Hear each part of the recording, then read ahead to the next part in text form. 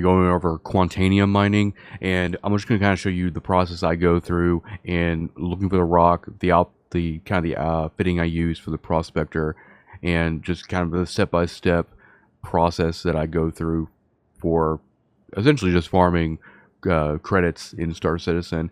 Now, Quantanium is an extremely lucrative thing to mine. It's probably one of the best things to mine in the game right now if you're trying to like buy ships or get credits for whatever. But it's unique in the sense that it's categorized as a volatile cargo. So you are on a clock. The second you actually do mine that first little bit of quant, you're going to be on a 15-minute timer. So there are ways around getting this done quite efficiently, and I'm going to go through the way I kind of fit the Prospector in doing this.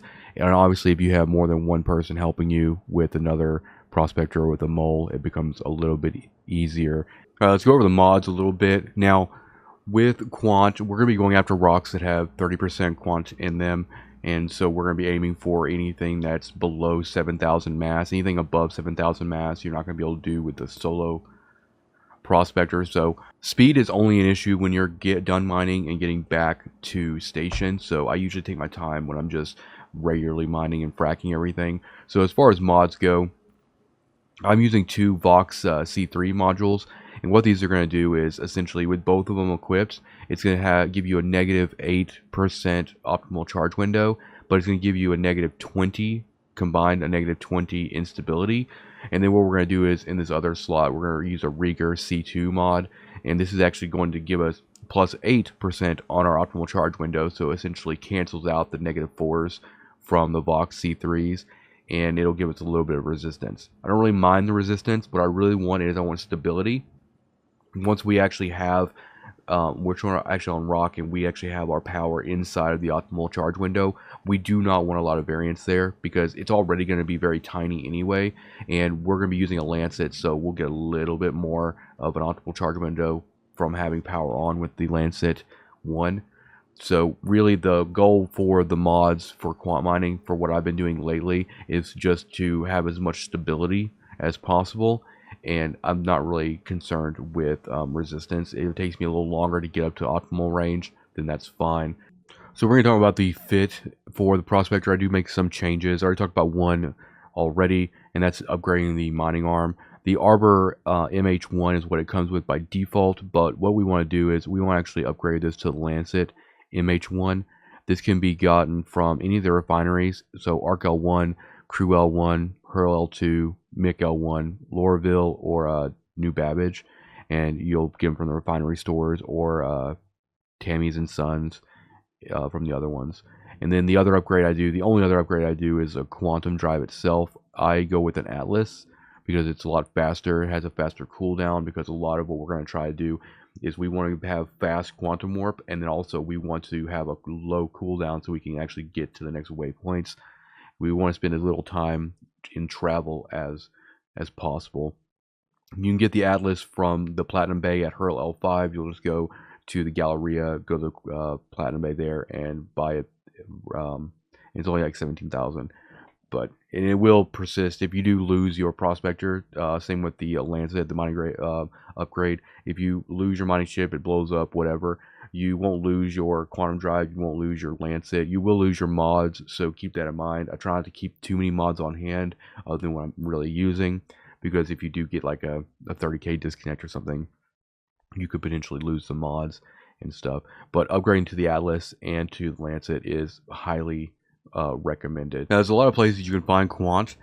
Two of the most common places would be the Aeron Halo, which I've done a video over locating that, and I'll put that in the cards. The other location I like to use is Lyria. Lyria is a moon in ArcCorp. And the reason I like doing it more, the Aeron Halo is going to be essentially somewhere here around this area. If you go Aeron Halo, you're going to spend a lot more time looking for a decent rock. And also, once you're done mining, it's a lot further back to Arc L1 if you're based out of that. It's really going to depend on kind of where you're, what refinery you're using and everything like that. But Lyria here is this moon. I like doing this one because I end up having a lot of luck finding good, decent 30% plus quant rocks here. So I'll be using that in this demonstration. And also, once I'm done mining, it takes very little time to get back to Arc L1, which is where I base myself out of.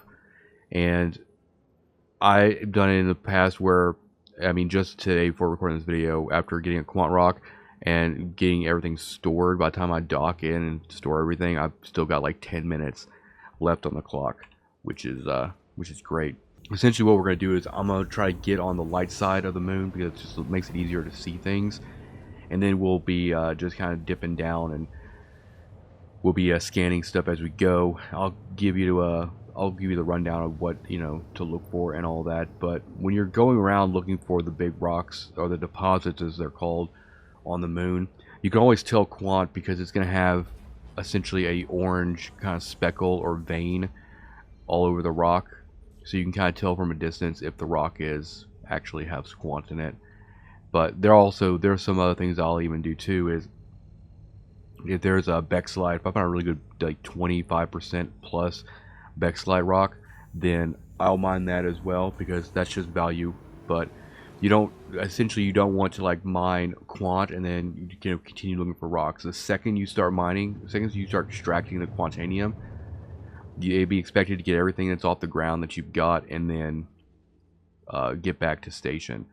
So if you do find any Bexlite or any of the good non-Quant ores, then I try to get that stuff first. So we'll go ahead and basically just get down here. I try to go around mountain ranges the best I can. That's usually where I find good Quant rocks. And another thing to note too for moon mining is most of the time Quant rocks come in pairs.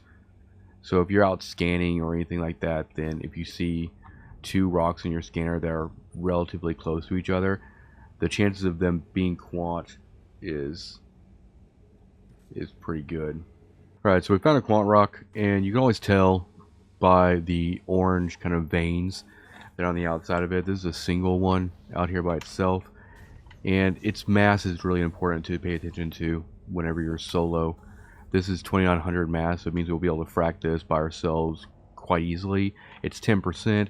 Obviously you want to, you know, try to get 20% or 30% or 40%, but for the purpose of this video, I'm just going to frack this one to show you the process. Now, something I do is I like to get right over the top of the rock, and I like to put my power indicator kind of in the shadow where I can kind of see it, especially, you know, if in a really bright environment. Another thing you do too is if you don't want your mouse cursor moving the nose of your ship, we can just hit Z, which will lock our position there. So we're going to come into optimal range, and you'll notice since we have the Lancet, we're going to put power on, and you'll see that optimal window get a little bit bigger. And since we're using Voxes and Riegers, the goal here is just to have as much stability when we get inside that optimal range window as we can. And you can come a little bit closer too. That's going to actually give you a little bit more power as well. And then you can also back off to decrease power, kind of as like micro adjustments. But as you see here, we're just going to kind of hang out. That stability is really, really nice. As you can see, it's very smooth on the way up. We'll start backing down a little bit. Once we actually touch the optimal window is when we're going to really be micromanaging everything. Like right there is kind of where you want to be. You just want to be kind of hanging out at the bottom of the optimal range window, just in case you do have a sort of resistance dip or something like that. You're not shooting over into overcharge.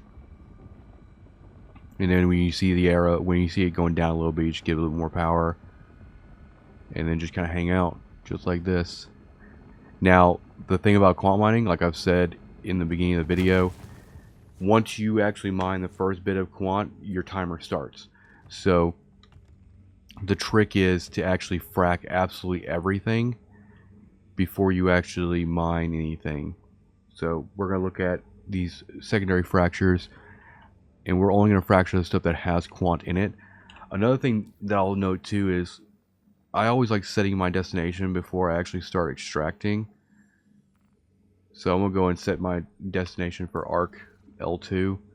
So this has 19% in it. Go ahead and hit Z, kind of lock our little... And this won't take as much power. These secondary fracks will not take as much power to go through. And so we're going to get up in here. When we get close to the optimal range, kind of back down a little bit. Give it a little more juice. Just kind of hang out in the little window. That's the benefit of having the boxes, is there's not a whole lot of jumping in that already tiny optimal range window. And the rigger essentially just cancels out the optimal range negative effect of the boxes. We get a little bit more resistance, but not enough to really worry about. And so what we're going to do is we're going to keep going through all these. That one's fracked.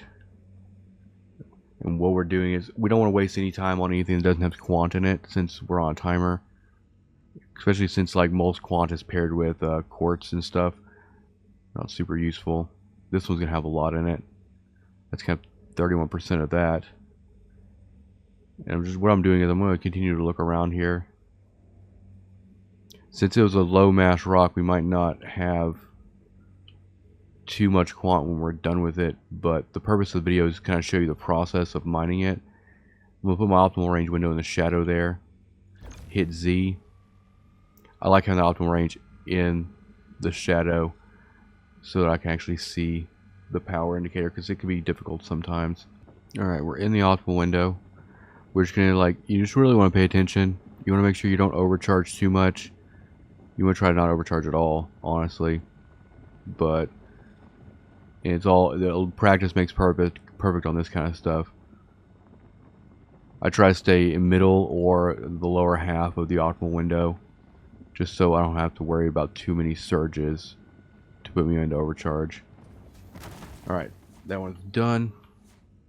Pretty sure that's everything. And what we're going to do is we're going to kind of get an idea. What I like to do is since scanning takes so long in this game and you have to rescan every rock that you need to look at, I'm going to get just kind of a rough idea where all the quant rocks are that I want. Because some of the stuff that is like that, we're not going to take that. Looking at some of the more challenging stuff here, the smaller stuff. Not going to take that one. I'm pretty sure all of the quant in this entire rock was in the one we just fracked, with the exception of this one. So now we're going to go ahead and immediately start grabbing all the quant that we can. We'll have plenty of time since we're not that far away. And since we know that this rock's mass is not going to fill up the entire prospector, we're just going to be kind of grabbing everything. And if we end up scanning something and we're like that one, we'd rather just spend time extracting than scanning for the most part. Everything down this area that's from that big rock that's like 30-something% in it. We're not going to get a whole lot of quant from this rock itself, but I think it's decent enough to kind of give you an idea of the process that kind of goes into all this. That one had quite a bit in it.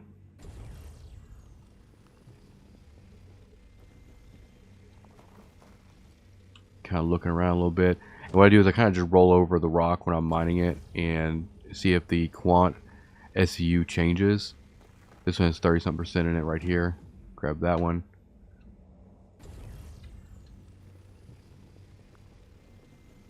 Yeah, just roll over and see if the quant SU changes at all. Some right down in here. Kind of hard to get to, but not a big deal.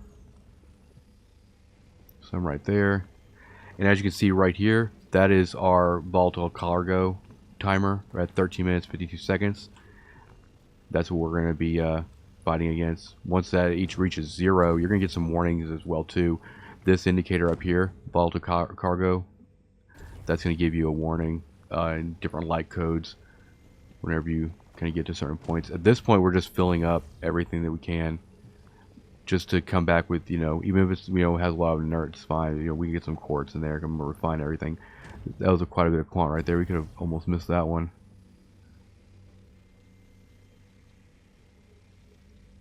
Some of these rocks that are buried like this, you won't be able to get to necessarily. That's pretty much everything that was here. Now we're going to come out of mining mode and immediately turn on the quantum drive, and we're going to follow our arrow up. We'll go ahead and bring speed up. And that way, once we actually kind of get up here,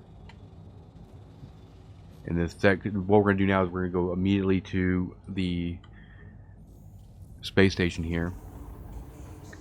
chances are, since we took a little bit of extra time just kind of mining out the remaining of the extractable rocks, we'll probably end up with like 8 minutes or so on the clock. But all you have to do is actually just get there, land, go up the elevator, and store your ship, and you'll be good to go. And this is why you want the Atlas quantum drive. Before we even got calibrated, our cooldown's already good to go. And so now there's a second waypoint.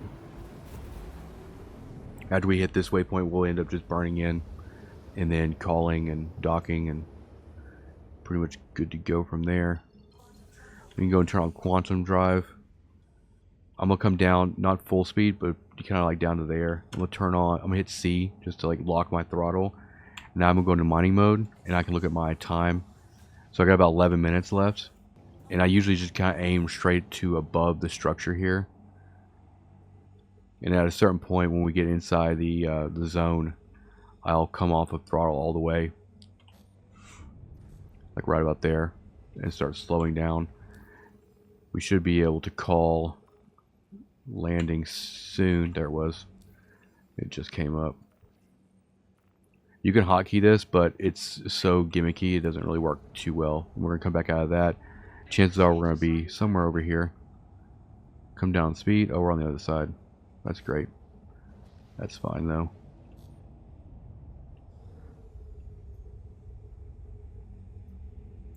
We'll come up underneath the station. And then we'll start slowing down here to... And you can actually, if you have high enough FPS with this game, you can actually turn and burn, as long as you don't use up all your booster. So we're going to flip around and then burn, which is going to force slow us down, essentially. Go and drop gear.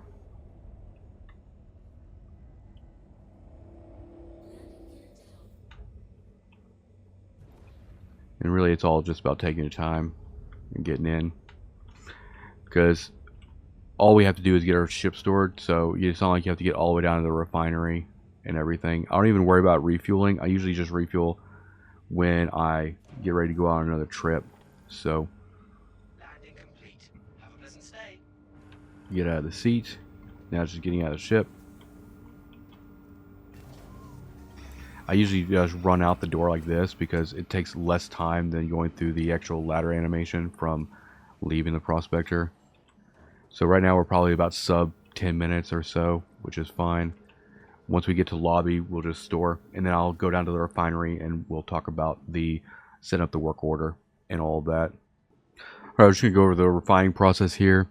Now, we don't have a lot of quant in this load, but this is more or less to kind of give you an idea about what process to use when pretty much refining anything. I've always been using the Ferron exchange. I've done a lot of testing with a lot of other ones, but this one has low speed, moderate cost, high yield. So you get the most yield and middle of the road kind of cost, and I really don't care about the speed since I'm just going to stack a bunch of work orders anyway. And so what I'm going to do is I'm going to just go ahead and select all three of these and then get a quote. And then it'll take 4 hours essentially with what this is. But Ferron exchange is going to be your best process as far as just getting as much of the yield as possible. If you want it faster, or if you want it, the work order to cost cheaper, then there are other options. But I feel like if you're doing quant, it's already going to be worth so much. So moderate cost, high yield is really, really good.